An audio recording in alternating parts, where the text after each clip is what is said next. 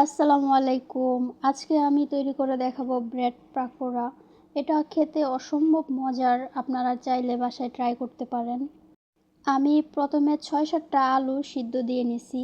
আপনারা চাইলে এগুলা হাত দিয়ে চটকিয়ে নিতে পারেন, কিন্তু আমি গ্রেট করে নিছি সবগুলো আলু। আমার সবগুলো আলু গ্রেট করা হয়ে গেছে। আমি এবার একটা চুলায় ফ্রাই প্যান বসিয়ে দিব। অল্প পরিমাণ তেল দিয়ে দিব। ২-৩টা পেঁয়াজ আমি কুচি করে নিছি, ওইগুলা দিয়ে দিব। দিয়ে হালকা লাল করে ভেজে নেব। এখানে একটা কাঁচামরিচ কুচি করে দিয়ে দিছি। আপনারা যদি ঝাল বেশি খান তাহলে কাঁচামরিচ বাড়িয়ে দিতে পারেন। আমি এখানে আধা চামচ চটপটির মশলা দিয়ে দিছি। চুলার আগুনটা একদম মিডিয়াম আঁচে রাখবেন, নয়তো মশলাটা পুড়ে যাবে। আর ভেজে রাখা পেঁয়াজগুলো আমি আলুর মধ্যে দিয়ে দিব। সাথে আমি কিছু ধনিয়া পাতা কেটে রাখছিলাম, ওইগুলোও দিয়ে দিব।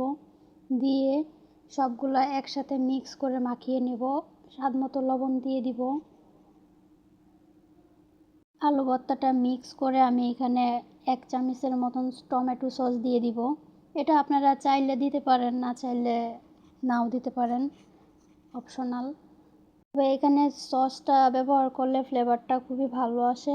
আমি মিক্স করে নিচ্ছি। আপনাদের হাতের কাছে যদি চটপটির মশলা না থাকে তাহলে আপনারা 1/2 চামচ ধনিয়ার গুঁড়া, 1/2 চামচ জিরার গুঁড়া দিয়ে দিতে পারেন। আমি আলু ভর্তাটা মাখিয়ে নিছি। এবার আমি 2টা ব্রেড নিয়ে নিব। অল্প পরিমাণ আলু এভাবে ব্রেডের উপরে নিয়ে 4-5 চামচ দিয়ে এভাবে সমান করে দিয়ে দিবেন। দিয়ে উপরে আরেক পিস পাউরুটি দিয়ে একটা ছুরি দিয়ে এভাবে মধ্য দিক দিয়ে কেটে নেবেন। আমি একইভাবে সবগুলো পাউরুটি এভাবে করে নেব। আরেকটা বাটিতে আমি 2টা ডিম ভেঙে নেব, নিয়ে ফেটিয়ে নেব। পাউরুটিটা আমি ডিমের মধ্যে এভাবে 4-5 করে চুবিয়ে নিব। নিয়ে আমি এখানে কিছু বিস্কিটের গুঁড়া লাগিয়ে নেব। বিস্কিটের গুঁড়াগুলো ভালোভাবে লাগিয়ে নেব, আর ডিমটাও ভালোভাবে 4-5 করে লাগিয়ে নেব। আপনারা পাউরুটিটা ডিমের মধ্যে চুবিয়ে বেশি সময় রাখবেন না, নয়তো একটা ডিম পুরোটাই লেগে যাবে।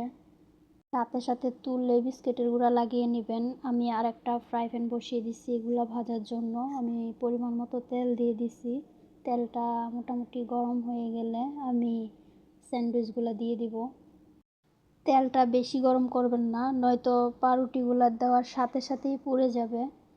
তো আমি তেলটা মোটামুটি গরম করে নিছি।